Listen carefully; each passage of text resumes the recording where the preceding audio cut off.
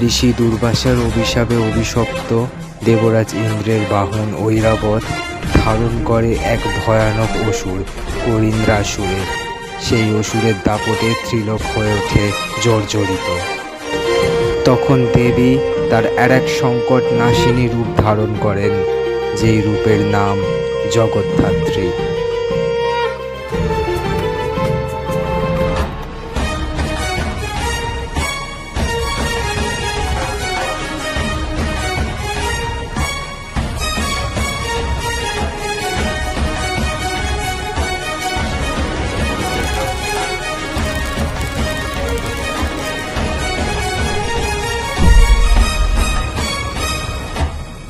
এবারে ধৈর্যচ্যুতি দেবীর হস্তে দুটি দিব্যাস্ত্র ছুটিল সবলে।